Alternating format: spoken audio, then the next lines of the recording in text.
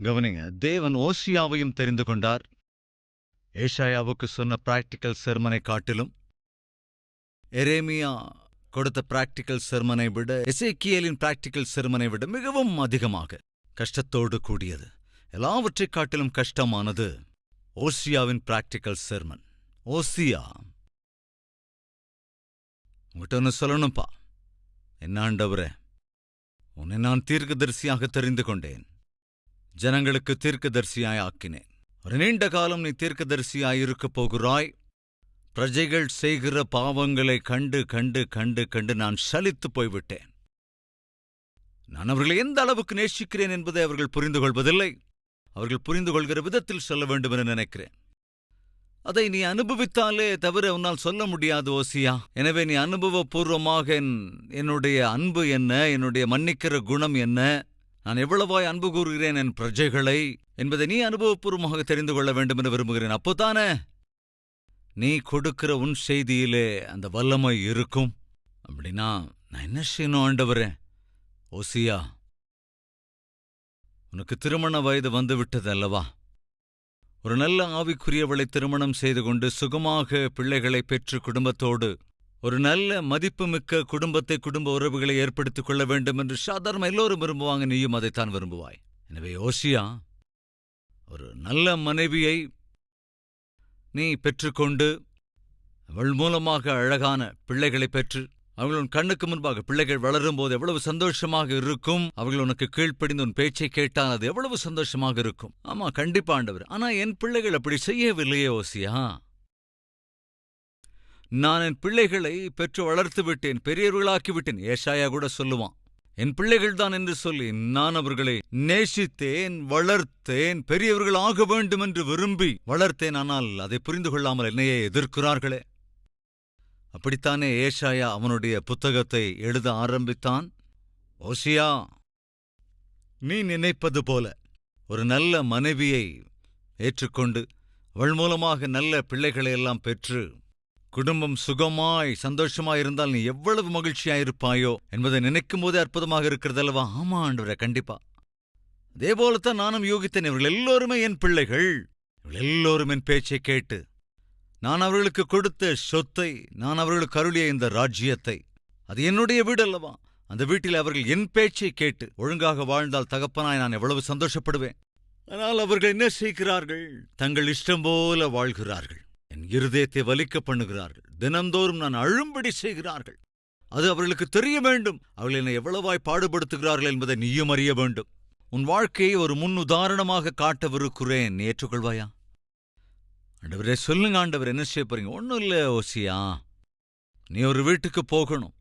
போற ஆண்டவரே, அந்த வீட்டிலே ஒரு பெண் இருப்பாள். அந்த பெண்ணை நீ மணம் செய்ய வேண்டும். கண்டிப்பா ஆண்டவரே, நீரே காண்பிக்கும் போது நான் ஏன் செய்யாமல் இருப்பேன்? கட்டாயம் மணந்து கொள்ளுவேன் என்றால் குறிப்பிட்ட வீட்டுக்கு போ. அந்த வீட்டுக்கு போனான். குறிப்பிட்ட அந்த வீடு எங்கெங்க, குறிப்பிட்டவங்க அந்த வீடு எங்கெங்க இருக்கு என்று அட்ரஸ் கேட்கும்போது எல்லாரும் அவனை ஒரு மாதிரி விந்தையா பாக்குறாங்க. இந்த ஆள் எதுக்கு அந்த வீட்டை கேட்கிறான்? இந்த ஆளுக்கு எதுக்கு அந்த வீடு? அந்த வீட்டு அட்ரஸை தேடி தேடி தேடி அங்கு போகிற போது அட்ரஸ் சொல்றாங்க, ஆனா வினோதமா பாக்குறாங்க. கடைசியாக அந்த வீட்டை அடைந்த போது அங்கே ஒரு பெண் இருந்தாள். யார் அந்த பெண்? அந்த பெண்ணின் காரியங்கள் என்ன? யாரோ கேட்டாங்க, எதுக்காக அந்த வீட்டை தேடுறீங்க? அந்த வீட்டு அட்ரஸை நீ எதுக்கு தேடுற என்று கேட்டபோது, இல்லைங்க, அந்த வீட்டில் இருக்கிற பொண்ணை நான் திருமணம் பண்ணிக்கலாம். என்னன்னா மறுபடியும் சொல்லு. அந்த வீட்டில் இருக்கிற பெண்ணை நான் திருமணம் செய்ய வேண்டும் என்று நினைக்கிறேன். அந்த வீட்டில் இருக்கிற அந்த பெண்ணை நீ திருமணம் பண்ணணும்னு நினைக்கிறியா? அந்த வீட்டுக்கு போய் யாரும் திருமணம் பண்ண மாட்டாங்கயா. அப்புறம் என்ன செய்வாங்க? பாவம் பண்ணிக்கிட்டு வருவாங்க. அது என்னது? நீ எந்த வீட்டு அட்ரஸை கேட்குறியோ அந்த வீடு ஒரு பிராத்தல் வீடியா? என்னது? அது ஒரு பிராத்தல் வீடு. அது இந்த ஊர் முழுக்க தெரிஞ்ச ஒரு ஃபேமஸ் பிராத்தல் வீடு. இந்த வீட்டில் இருக்கிற பெண் ஒரு வேசி. இது எல்லாருக்கும் ரொம்ப நல்லா தெரியும். அந்த வீட்டோட அட்ரஸை கேட்கும்போது ஒருவேளை நீ அந்த வீட்டில் போய் பாவம் பண்ண போறியோ, அதுக்கு தான் அட்ரஸ் கேட்குறியோ அப்படின்னு தான் நாங்கள் நினைச்சோம். ஆனால் இப்போ நீ சொல்ற விஷயம் ரொம்ப விந்தையா இருக்கையா? நீ இப்போ அந்த பொண்ணை மனம் செய்யறங்க. யாரையா சொன்னது அந்த பொண்ணை கல்யாணம் பண்ணிக்கோன்னு? என்னது நீங்க சொல்ற? அந்த பொண்ணு விபச்சாரியா? ரொம்ப பேர் பெற்ற விபச்சாரி, ஃபேமஸ் ப்ராஸ்டிடியூட், ஊருக்கே தெரியும். ஓசியா, நான் போகச் சொல்லுகிற இடத்துக்கு போ. நான் காட்டுகிற பெண்ணை திருமணம் செய்து கொள். அங்க போய் பார்த்தா அவள் ஒரு வேஷி. எப்படிங்க மனம் செய்து கொள்ள முடியும்? ஒரு தீர்க்கதரிசி ஒரு வேஷியை எப்படி திருமணம் செய்ய முடியும்? அப்படியே திருமணம் செய்து கொண்டாலும் எப்படி 4 பேர் மத்தியில் அவளோட எப்படி குடும்பம் நடத்த முடியும்? எப்படி தலை நிமிர்ந்து இருக்க முடியும்? ஏன் ஆண்டவரே எனக்கு இந்த அவமானம்? ஓசியா கேள்வி கேட்டபோது தேவன் சொன்னார், அப்ப எனக்கு மாத்திரம் ஏன் இந்த அவமானம்? எனக்கு மட்டும் ஏன் இந்த அவமானம்? பரிசுத்தமாயிருக்க வேண்டிய என் பிரஜைகள், பரிசுத்தமாயிருக்க வேண்டிய என் பிள்ளைகள் தப்பையே செய்து கொண்டிருக்கிறார்கள், பாவத்தையே செய்து கொண்டிருக்கிறார்கள். சபை என்பது மணவாட்டி என்றால் சொல்லுங்க, கிறிஸ்து யாருங்க? யாருங்க அவரு? மணவாளன் அல்லவா? சரீரம் மணவாட்டி என்றால் சிரசு இயேசுதானே. சரீரம் சபை என்றால் அதன் சிரசு இயேசல்லவா? சபை மணவாட்டி என்றால் அப்போ இயேசு கிறிஸ்துதான மணவாளன். தேவன் சொல்லுகிறார், நான் மிகவும் நேசித்தேன். நான் நேசித்த இந்த என் பிள்ளைகளே கள்ளத் தொடர்பை ஏற்படுத்திக் கொள்ளுகிறார்கள். என்னை புறக்கணித்து எல்லா அக்கிரமங்களோடும் சேர்ந்து கொள்ளுகிறார்கள். எப்படி தாங்க முடியும்? நீ புரிந்து கொள்ள வேண்டும். ஜனங்கள் புரிந்து கொள்ளுகிற விதத்தில் சொல்ல வேண்டும். நீ போய் அந்த வேசியை திருமணம் செய்து கொள். ஏசாயாவிடம் சொன்னார், நீ பாதரட்சைகளை கழற்றி வஸ்திரங்களை களைந்து போட்டுவிட்டு நீ இருக்க வேண்டும் என்று சொன்னா அது கூட பரவாயில்ல. எரேமியாவை அழைத்து உன் நுகத்தை உன் கழுத்தில் போட்டுக்கொண்டு ஒரு 3 மாத காலம் சுத்தணும்னு சொன்னாரு. பரவாயில்ல, 3 மாத காலம் அவன் சுத்துறான். அதே போல எசேக்கியேலிடம் வந்து முதல்ல தலைமுடி எடுத்துரு, தாடி எடுத்துருன்னு சொன்னாரு. பரவாயில்லன்னு நினைச்சான். அதுக்கப்புறம் ரொம்ப சீரியஸ் ஆயிடுச்சு. உன் கண்களுக்கு எதெல்லாம் விருப்பமாக தோன்றுகிறதோ அவற்றை நான் அகற்றப் போகிறேன். அவற்றை எடுத்து போடும்போது எப்பேற்பட்ட சூழ்நிலை வந்தாலும் நீ அழவே கூடாது. துக்கம் எப்படி இருக்கும் என்பதை நீ புரிந்து கொள்ள வேண்டும். மனைவி இறந்து போனாள். மறுநாளிலேயே 24 hours ஆறதுக்குள்ளேயே மனைவி இறந்து போனாள். ஆனா அழவே கூடாது. எந்த அளவுக்கு தவிச்சிருப்பான், எப்படியெல்லாம் துடிச்சிருப்பான். அதே போன்ற சூழல் இந்த ஜனங்களுக்கு வரப்போகிறது என்பதை நீ விளக்க வேண்டும். அவர்கள் அதை புரிந்து கொள்ளவே மாட்டேன் என்கிறார்கள். அது எசேக்கியேல் மூலமாக தேவன் காண்பித்த ஒரு பிராக்டிக்கல் செர்மன். இப்போ இங்கே தேவன் ஓசியாவை தெரிந்து கொண்டார். ஏசாயாவுக்கு சொன்ன பிராக்டிக்கல் செர்மனை விட எரேமியா கொடுத்த பிராக்டிக்கல் செர்மனை காட்டிலும் எசேக்கியேல் கொடுத்த பிராக்டிக்கல் செர்மன் என்பது ரொம்ப கஷ்டமான ஒன்று. ஆனால் அதைவிட மிக கஷ்டமானது ஓசியாவின் பிராக்டிக்கல் செர்மன். ஓசியா போய் மரணம் செய்து கொண்டான். யாருங்க ஒரு வேஷியை திருமணம் செய்து கொள்ள முடியும்? யாராலங்க ஊருக்கே தெரிஞ்ச ஒரு வேஷியை திருமணம் செஞ்சுக்கிட்டு சந்தோஷமா குடும்பம் நடத்த முடியும்? யாரால முடியும்? அந்த ஸ்டோரி எல்லாத்தையும் சிம்பிளிஃபை பண்ணி சொல்றேன், தயவு செஞ்சு புரிஞ்சுக்கோங்க. ஓசியா போய் அந்த வேஷியை திருமணம் செய்து கொண்டான். இந்த வேஷியோடு கூட குடும்பம் நடத்தினான். ஒரு பிள்ளையும் பிறந்தான். சந்தோஷப்பட்டான். பிள்ளை பிறந்தான் என்று. அதற்குப் பிறகு இன்னொரு பிள்ளையும் பிறந்தான். மிகுந்த சந்தோஷப்பட்டான். அதைத் தொடர்ந்து ஓசியாவுக்கு எதுவும் புரியல. ஏன்னா 3வது பிள்ளையும் பிறந்தான். ஆனா அவன் எப்படி பிறந்தான்னு தெரியல. எந்த கணவனா இருந்தார் அப்படிப்பட்ட ஒரு சூழ்நிலைய தாங்கிக்க முடியுமாங்க? 3வது ஒரு பிள்ளை பிறந்தான். அவன் எப்படி பிறந்தான்? ஆக்சுவலா என்னதான் நடக்குது? என் மனைவி என்ன செய்கிறாள்? ஓசியாவுக்கு தெரியாமல் மறுபடியும் தன் பழைய வேலையை ஆரம்பித்து விட்டாள். ஓசியா என்று அந்த கணவனை ஒதுக்கிவிட்டு அவள் மறுபடியும் பழைய வியாபாரத்தை ஆரம்பிச்சிட்டாங்க. அதாவது அவள் ரகசியமாக சென்று யாரிடமோ சென்று விபச்சாரம் செய்ய ஆரம்பித்து விட்டாள். ஒரு நாள் வீட்டுக்கு வந்து பார்க்கறான், மனைவி இல்ல. ஐயோ ஆண்டவரே, மனைவியை காணுமே, எங்க போனாளோ நானாளோ? எங்க போனா? போய் பழைய வாழ்க்கையை ஆரம்பிச்சிட்டா.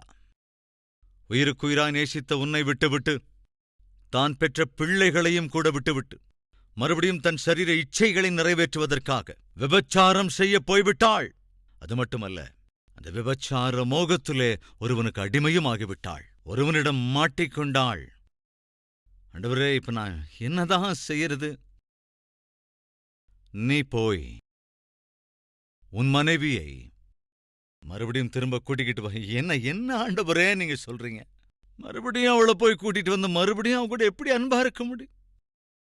ஆமா, ஐயோ, அது என்னால முடியாது ஆண்டவரே, அது எப்படி சாத்தியம், எப்படி சாத்தியம்? வாங்க வாசிக்கலாம். எரேமியாவின் புத்தகம் 3வது அதிகாரம் 1வது வசனம். ஒரு புருஷன் தன் மனைவியை தள்ளிவிட அவள் அவனிடத்திலிருந்து புறப்பட்டு போய் அந்நிய புருஷனுக்கு மனைவியானால் அவன் அவளிடத்தில் இனி திரும்பி போவானோ? அந்த தேசம் மிகவும் தீட்டுப்படும் அல்லவோ என்று மனுஷர் சொல்லுவார்கள். நீயோவென்றால் அநேக நேசரோடு வேசித்தனம் பண்ணினாய், ஆகிலும் என்னிடத்தில் திரும்பி வா என்று. எத்தனை பேர் கூட பாவம் பண்ணாலும் பரவாயில்ல, நீ திரும்பி வந்துரு, நான் உன்னை சேர்த்துக் கொள்கிறேன். இதுதாங்க செய்தி, இதுதாங்க தேவன் கொடுக்கிற செய்தி தன் பிரஜைகளுக்கு. எவ்வளவு கெட்டு போயிருந்தாலும், எவ்வளவு பாழாகி போயிருந்தாலும் திரும்ப என்னிடத்தில் வந்து விடுங்கள். புரிஞ்சுக்கோங்க, ஏசாயா அரை நிர்வாணமாக நடந்தாலும், எரேமியா நுகத்தை சுமந்தாலும், எசேக்கியேல் தன் மனைவி இறந்தபோதும் அழாமல் மௌனமாயிருந்தாலும், ஓசியா போய் ஒரு வேசியை திருமணம் செய்து கொள்ள வேண்டி வந்தாலும், இவையெல்லாவற்றையும் தேவன் ஏன் செய்து வெளிப்படுத்துகிறார் என்றால், ஜனங்களுக்கு சொல்லுகிறார், நான் உங்களை எவ்வளவாய் நேசிக்கிறேன், இந்த அளவுக்கு நான் உங்கள் மீது என் இருதயத்தை வைத்திருக்கிறேன். ஆனாலும் நீங்கள் என்னை புறந்தள்ளி என்னை இஷ்டப்படாமல் உங்கள் இஷ்டம் போல வாழ்கிறீர்கள் என்று பிராக்டிக்கலாக தேவன் தம்முடைய அன்பை தெரிவிப்பதற்கு இதோ இந்த தீர்க்கதரிசிகள் சில பேரை பிராக்டிக்கல் பிரீச்சர்ஸாக மாற்றினார். ஓசியா, உன் மனைவி உன்னை ஏமாற்றிவிட்டாள், மறுபடியும் பழைய கஸ்டமர்ஸை தேடி போயிட்டா. ஆனால் நீ போய் மறுபடியும் அவளை அழைத்து கொண்டு வா.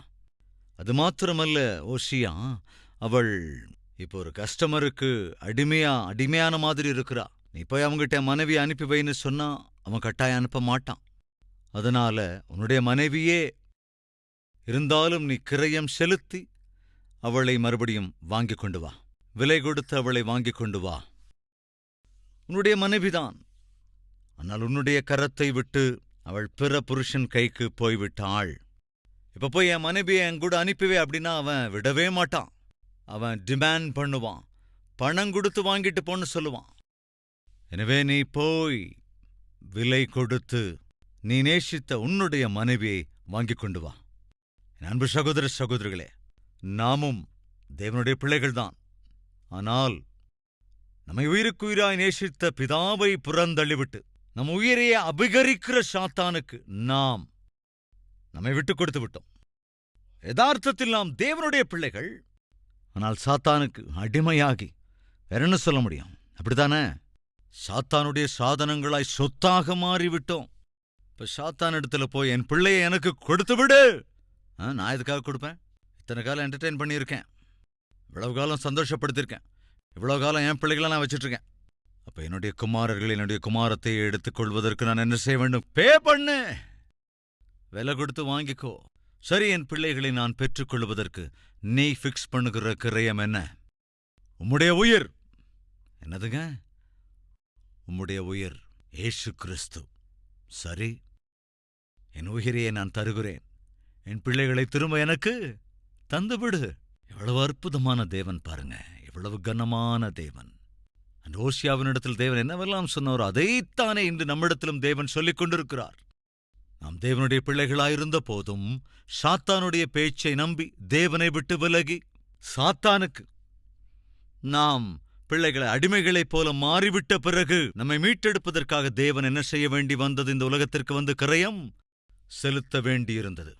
எனவேதான் வேதம் தெளிவாக சொல்லுகிறது, நீங்கள் வெள்ளியினாலும் பொன்னினாலும் அல்ல நீங்கள் விடுவிக்கப்பட்டது, ஆண்டவராகிய இயேசு கிறிஸ்துவின் மேலான இரத்தத்தினாலே நாம் மீட்கப்பட்டிருக்கிறோம். ஓசியா, நீ போய் விடுவி ஐயா, உன் மனைவியை விடுவித்துக்கொள். ஐயா, என்ன புறந்தள்ளிட்டு மறுபடியும் அந்த பழைய பாவ வாழ்க்கையை ஆரம்பிச்சு தன்னுடைய வாழ்க்கையை நாசம் பண்ணி கொண்டிருக்கிற பரிசுத்தமற்றவள். ஆனால் அவன் மனைவிதானே, போய் கூட்டிட்டு வா. வாசித்து முடிக்கிறேன். ஓசியா 1வது அதிகாரம் 2வது வசனம். கர்த்தர் ஓசியாவைக் கொண்டு உரைக்கத் தொடங்கின போது கர்த்தர் ஓசியாவை நோக்கி, நீ போய் ஒரு சோர ஸ்திரீயையும் சோர பிள்ளைகளையும் உன்னிடமாகச் சேர்த்துக்கொள். தேசம் கர்த்தரை விட்டு விலகி சோரம் போயிற்று என்றார். கவனிங்க. அதனால அவன் போய் திப்லாயிமின் குமாரத்தியாகிய கோமேரை சேர்த்து கொண்டான். அவள் கர்ப்பம் தரித்து அவனுக்கு ஒரு குமாரனை பெற்றாள். அப்பொழுது கர்த்தர் அவனை நோக்கி, இவனுக்கு யெஸ்ரயேல் என்று பெயரிடு. 6வது வசனம். அவள் திரும்பக் கர்ப்பம் தரித்து ஒரு குமாரத்தியை பெற்றாள். அப்பொழுது அவர் அவனை நோக்கி, இவளுக்கு லோருகாமா என்னும் பெயரிடு, ஏனெனில் நான் இனி இஸ்ரவேல் வம்சத்தாருக்கு இரக்கஞ் செய்வதில்லை. நான் அவர்களை முழுவதும் அகற்றிவிடுவேன். 3ஆம் அதிகாரம் 1 வசனம். பின்பு கர்த்தர் என்னை நோக்கி, அந்நிய தேவர்களை மதித்து திராட்சரசமுள்ள பாத்திரங்களை விரும்புகிறவர்களான இஸ்ரவேல் புத்திரர் பேரில் கர்த்தர் வைத்திருக்கிற அன்புக்கு ஒப்பாக நீ இன்னும் போய் தன்னேசரால் நேசிக்கப்பட்டவளும் விபச்சாரியுமான ஒரு ஸ்திரீயை தெரிந்து கொள் என்று சொன்னார். அப்பொழுது நான் அவளை எனக்கு 15 வெள்ளிக்காசுக்கும் 1.5 கலம் வார்கோதுமைக்கும் கொண்டு அவளை நோக்கி, நீ வேசித்தனம் பண்ணாமலும் ஒருவனையும் சேராமலும் அநேக நாள் எனக்காக காத்திரு, உனக்காக நானும் காத்திருப்பேன் என்றேன். தயவு செஞ்சு என்னை விட்டுவிட்டாய். உயிருக்குயிராய் நேசித்த கணவனான என்னை விட்டுவிட்டு உன்னை உயிரையே எடுக்கக்கூடிய ஒரு பாவிக்கு அல்லது பாவம் செய்கிறவர்களுக்கு இணக்கமாய் நடந்து கொண்டு அவர்களுக்கு அடிமையாகிவிட்டாய். இருந்தாலும் விடுவிக்கிறேன், வந்துவிடு. இது முதற்கொண்டாவது பரிசுத்தமாய் நீ வாழ வேண்டும். என் அன்பு சகோதர சகோதரிகளே, ஓசியாவை கொண்டு அன்று அந்த இஸ்ரவேல் ஜனங்களுக்கு தேவன் பிராக்டிக்கலாக கொடுத்த ஒரு அற்புதமான செய்தி இது. அதை தொடர்ந்து ஜாக்கிரதையா கவனிச்சோன்னா 3ஆம் அதிகாரம், 5வது அதிகாரம், 6வது, அதே போல 14வது அதிகாரம் வரைக்கும் நாம் என்ன பார்க்க முடியும் என்றால், அந்த இஸ்ரவேல் ஜனங்கள் செய்த பாவம் எவ்வளவு கோரமானது, எவ்வளவு பயங்கரமானது, எவ்வளவு அருவருப்பானது என்பதை பார்க்க முடியும். அவ்வளவாய் அவர்கள் செய்தபோதும் தேவனுக்கோ தன் பிள்ளைகள் மீது இருந்த அன்பு ஒரு காலும் குறையவில்லைங்க. அன்பு சகோதர சகோதரிகளை, நாம் எவ்வளவுதான் பாவிகளாயிருந்தாலும், எவ்வளவு ஒரு அற்பமான வாழ்க்கை வாழ்ந்தாலும், எந்த அளவுக்கு தேவனை விட்டு விலகி இருந்தாலும், தேவனுக்கு நம்மீது இருக்கும் அன்பு மாத்திரம் ஒரு காலும் குறையவே குறையாது. அவர் நியாயாதிபதி என்பதனால், நீதியை, நியாயத்தை, உத்தமத்தை காக்கிறவர் என்பதனால் நாம் செய்கிற பாவங்களை அவர் இருக்கிற அந்த ஸ்தானம், எந்த ஸ்தானம்? அவரே தீர்ப்பு செய்கிறவர். அவர் நியாயாதிபதி. நியாயாதிபதியாக இருக்கிறபோது கட்டாயம் அவர் நம்மை சிட்சித்தாக வேண்டும். அந்த ஸ்தானத்தை விட்டு வெளியே வந்தால் அவர் பரமதகப்பன், நம்மை உயிரைக்குயிராய் நேசிக்கிறவர். எனவேதான் இவ்வளவாய் தவிக்கிறார். எனவேதான் அவருக்கு இவ்வளவு ஆசை. அந்த பிரஜைகளை எவ்வளவாய் நேசித்தார் என்பதை ஓசியாவின் மூலமாக அவர்களுக்கு காண்பித்துக் கொடுத்தார். எவ்வளவாய் கெட்டுப் போகியிருந்தாலும் பாழாகியிருந்தாலும் தேவன் சொல்லுகிறார், நான் அவர்களை சேர்த்துக் கொள்வேன். அது 14வது அதிகாரம். இஸ்ரவேலே, உன் தேவனாகிய கர்த்தரிடத்தில் திரும்பு, நீ உன் அக்கிரமத்தினால் விழுந்தாய். அங்கே ஓசியா திரும்பவும் பிரசங்கிக்க ஆரம்பிக்கிறான். இஸ்ரவேலே, அக்கிரமம் அதிகமாயிற்று, எனவேதான் உனக்கு இந்த நிலைமை. இப்பொழுதாவது கர்த்தரிடத்திலே, வார்த்தைகளைக் கொண்டு கர்த்தரிடத்திலே நீங்கள் திரும்புங்கள். நீங்கள் அவரை நோக்கி, தேவரீர் எல்லா அக்கிரமத்தையும் நீக்கி எங்களை தயவாய் அங்கீகரித்தருளும். அப்பொழுது நாங்கள் எங்கள் உதடுகளின் காளைகளை செலுத்துவோம். அசிரியா எங்களை ரட்சிப்பதில்லை. பலிகளை செலுத்துவதற்கு எங்களிடத்தில் எதுவும் இல்லை, குதிரைகளும் இல்லை, விருந்த மிருகங்களும் இல்லை. அடிமைகளையா நாங்கள்? அடிமைகள். அர்ப்பணிப்பாய் செலுத்துவதற்கு எங்கள் உதடுகள் மட்டுமே உண்டு. போய் சொல்லுங்கள், அசீரியா எங்களை ரட்சிப்பதில்லை. நாங்கள் குதிரைகளின் மேல் ஏறமாட்டோம். எங்கள் கைகளின் கிரியையை பார்த்து நீங்கள் எங்கள் தேவர்கள் என்று இனி சொல்ல மாட்டோம். திக்கற்றவன் உம்மிடத்தில் இரக்கம் பெறுகிறான் என்று சொல்லுங்கள். நான் அவர்கள் சீர்கேட்டை குணமாக்குவேன், அவர்களை மனப்பூர்வமாய் சிநேகிப்பேன். தேவன் சொல்லுகிறார், இப்பேற்பட்ட பாவிகளாயிருந்தாலும் கூட நான் உங்களை குணமாக்குவேன், அவர்களை மனப்பூர்வமாய் சிநேகிப்பேன். என் கோபம் அவர்களை விட்டு நீங்கிற்று. நான் இஸ்ரவேலுக்கு பனியைப் போலிருப்பேன். அவன் லீலி புஷ்பத்தைப் போல் மலருவான். லீபனோனைப் போல் வேரூன்றி நிற்பான். அவன் கிளைகள் ஓங்கிப் படரும். அவன் அலங்காரம் ஒலிவ மரத்தினுடைய அலங்காரத்தைப் போலவும், அவனுடைய வாசனை லீபனோனுடைய வாசனையைப் போலவும் இருக்கும். அவன் நிழலில் குடியிருக்கிறவர்கள் திரும்புவார்கள். தானிய விளைச்சலைப் போல செழித்து திராட்சைச் செடிகளைப் போல படருவார்கள். அவன் வாசனை லீபனோனுடைய திராட்சரசத்தின் வாசனையைப் போல இருக்கும். இனி எனக்கும் விக்கிரகங்களுக்கும் என்ன என்று எப்பிராயீம் சொல்லுவான். நான் அவனுக்கு செவி கொடுத்து அவன் மேல் நோக்கமாயிருந்தேன். நான் பச்சையான தேவதாரு விருட்சம் போலிருக்கிறேன், என்னாலே உன் கனி உண்டாயிற்று. கவனிங்க, நான் உங்களை இன்னும் நேசிக்கிறேன், நான் உங்களை ஆசீர்வதிப்பேன், உங்களை பலுகி பெருக பண்ணுவேன், உங்களை என் பட்சமாய் நான் திருப்பிக் கொள்ளுவேன், செழிக்க பண்ணுவேன் என்று தேவன் சொல்லுகிறார். இந்த வாக்குத்தத்தங்கள் தான் அங்க இன்னைக்கும் இஸ்ரவேல் தேசத்தில் நிறைவேறுது. உங்கள் எல்லோரையும் நான் ஒன்றிணைப்பேன். 1947 இஸ்ரவேல் தேசத்துக்கு சிதறி போயிருந்த எல்லோருமே மெல்ல மெல்ல மெல்ல மெல்ல வந்து சேர்ந்து விட்டார்கள். இஸ்ரவேல் மீண்டும் ஒரு தேசமானது. இன்று இந்த உலகத்திலேயே மிகவும் அருமையான செக்யூரிட்டி இராணுவம், மிகவும் திறமையுள்ள இராணுவம் ஒரு சின்ன தேசம்தான். ஆனால் அவ்வளவு சுலபமா அதற்கு எதிராக எந்த நாடும் போவதற்கு யோசிக்கிற ஒரு தேசம். அவ்வளவு அற்புதமான தேசமாக இஸ்ரவேல் இருக்கிறது. அதற்கு அவ்வளவு சிறப்பு ஏன்? எதற்காக இஸ்ரவேலை எதிர்க்கிற யாரும் அதை ஜெயிக்க முடியாமல் போகிறது, அதை வென்றெடுக்க முடியவில்லை? இன்று இந்த உலகத்திலேயே ஒரு சிறிய தேசமாக இருக்கிற போதும் அவ்வளவு வலிமையுள்ள நாடாக அது ஏன் விளங்குகிறது? காரணம் என்ன தெரியுமா? தேவன் கொடுத்த வாக்குத்தத்தம், நான் உங்களை ஒருபோதும் கைவிடவே மாட்டேன் என்பது. நான் எப்பொழுதும் உங்களுக்கு துணையாய் இருப்பேன், ஏனென்றால் என்னுடைய குமாரனாகிய ஆபிரகாமுக்கு நான் வாக்குத்தத்தம் செய்திருக்கிறேன். அவனைக் கொண்டு சகல ஜாதிகளையும் ஆசீர்வதிப்பேன் என்று நான் வாக்கு பண்ணியிருக்கிறேன். அன்பு சகோதர சகோதரிகளே, அந்த முற்பதாக்களின் மூலமாகத்தானே நமக்கு இன்று இந்த ஆசீர்வாதம். என்ன ஆசீர்வாதம்? ஆண்டவராகிய இயேசு கிறிஸ்து என்ற உலகத்தின் இரட்சகரை நாம் தெரிந்து கொண்டது யார் மூலம்? அவங்க மூலமா தானே. அவங்க யாருங்க? யூதர்கள்.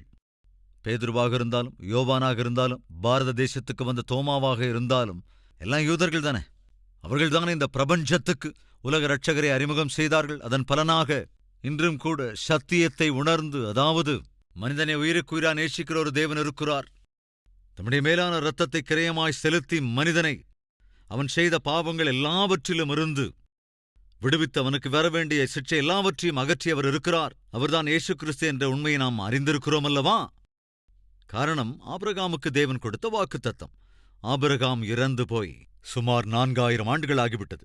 ஆனாலும் தேவன் கொடுத்த வாக்குத்தத்தம் அவரால் நிறைவேற்றப்பட்டுக் கொண்டே இருக்கிறது.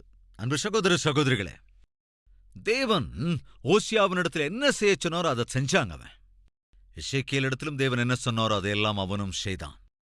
அதே போலத்தான் ஏசாயா, எரேமியா அவர்களிடத்தில் தேவன் என்ன சொன்னாரோ அதை செய்தார்கள். கஷ்டம் ஆண்டவரே, என்னால முடியாத ஆண்டவரே, பார்க்கறவங்க என்ன நினைப்பாங்க ஆண்டவரே, என்ன பார்த்து ஏளனம் பண்ணுவாங்களே ஆண்டவரே, எந்த சாக்கு போக்கே அவங்க சொல்லலைங்க. சகோதர சகோதரிகளே, தேவன் நம்மை உயிருக்குயிராய் நேசித்தார். தம் உயிரையே அவர் தருவதற்கு எந்த சாக்கு போக்கும் சொல்லலைங்க.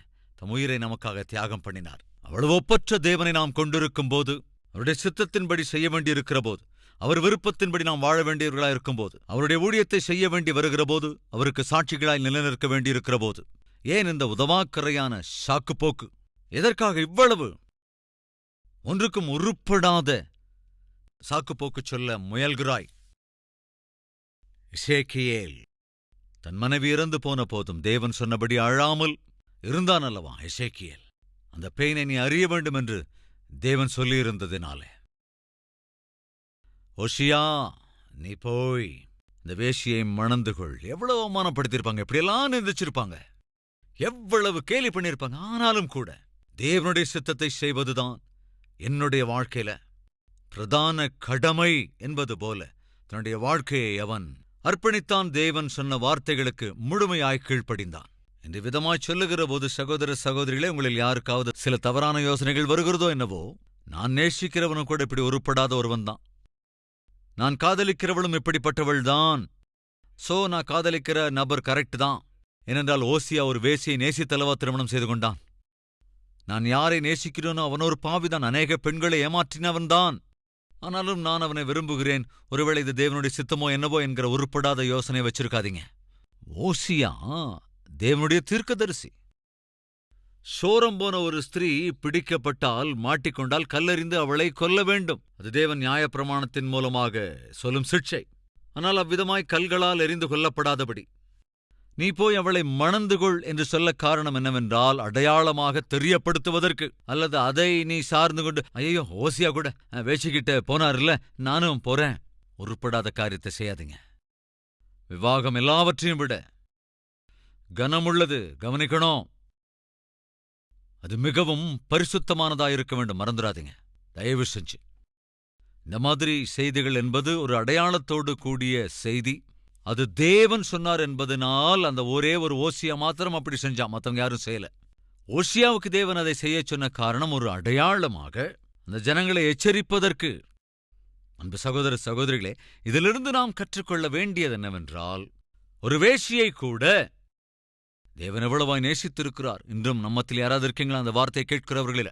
நான் ஒரு வேஷி, என் சரீரத்தை விற்று பிழைப்பு நடத்துகிறேன், பரிசுத்தமற்ற காரியங்களை செய்து கொண்டிருக்கிறேன், பொய் சொல்லுகின்றேன், அநியாயமாய் நடக்கிறேன், அநீதியை நடக்கிறேன், பரிசுத்தமில்லாமல் அருவருப்பான காரியங்களை போய் அருவருப்பான பாவங்களை செய்கிறேன் என்றாலும் என்னை தேவன் நேசிக்கிறாரா என்றால் உங்களுக்கு ஒரு நற்செய்தி, எஸ், கட்டாயம் நேசிக்கிறார். எப்படி சொல்ல முடியும்? இதோ ஓசியாவின் மூலமாக தேவன் தம் அன்பை வெளிப்படுத்தினார்.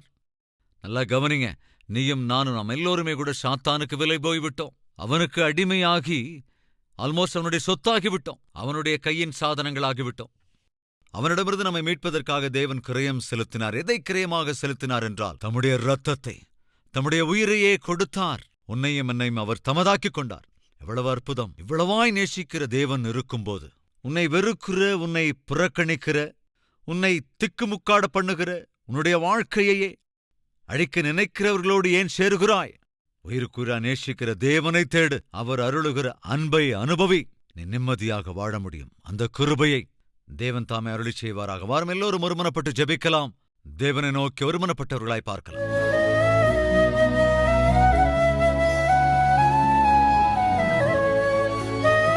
மகா பரிசுத்தமும் அன்பும் நிறைந்த பிதாவே, மேன்மையான வார்த்தைகள் மூலமாக இன்று ஆண்டவரே, நீர் எப்பேற்பட்டவர், எவ்வளவு கருணைக்குரியவர், கிருபையுள்ளவர், எந்த அளவுக்கும் எதிர்த்து நின்றவர்களையும் ஆண்டவரே நீர் நேசித்தீரோ, அவர்களுடைய க்ஷேமத்தை குறித்து யோசித்தீரோ, அவர்கள் நன்றாக இருக்க வேண்டும் என்று நினைத்து அவர்களுக்கான வழிகளை காண்பித்தீரோ என்ற இந்த விலையேறப் பெற்ற செய்தியை கேட்ட பிறகாவது எங்கள் வாழ்க்கையை நாங்கள் மாற்றிக்கொண்டால் அது நன்றாயிருக்குமே.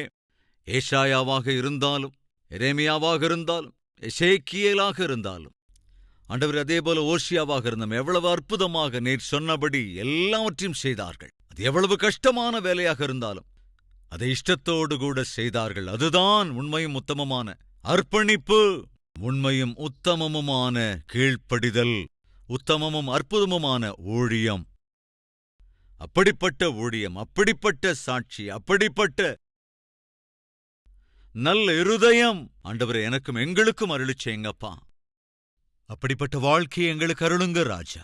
அதே சமயத்துல நீர் கிரயம் செலுத்தி எங்களை கொண்டீரே, அந்த விலையேறப் பெற்ற வாழ்க்கையை நாங்கள் வாழ வேண்டும். ஆண்டவரே, எங்களில் யாராவது இந்த அகோமியர் போல கொஞ்ச காலம் உம்மோடு இருந்து பின்னிட்டு போய்விட்டார்களோ என்னவோ, மறுபடியும் பழைய பாவ வாழ்க்கையை ஆரம்பித்து விட்டார்களோ என்னவோ, அப்பேற்பட்டவர்களை ஆண்டவரே மறுபடியும் நீர் சேர்த்துக் கொள்வதற்கு ஆயத்தமாயிருக்கிறீர்.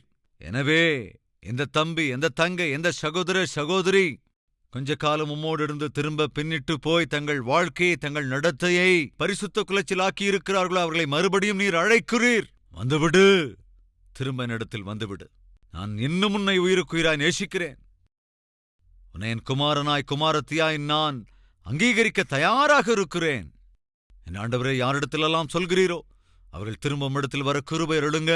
பின்னிட்டு திரும்பி பார்க்காமல், பின்னிட்டு திரும்பி போய்விடாமல் ஆண்டவரே உம்மை கனப்படுத்துகிற வாழ்க்கை எங்களுக்கு அருள வேண்டும் என்று, உம்முடைய சட்டைகளுக்குள்ளாக எங்களை மறைத்து காக்க வேண்டும் என்று இயேசு கிறிஸ்துவின் நாமத்தில் வேண்டிக் கொள்கிறோம் பிதாவே, ஆமென்.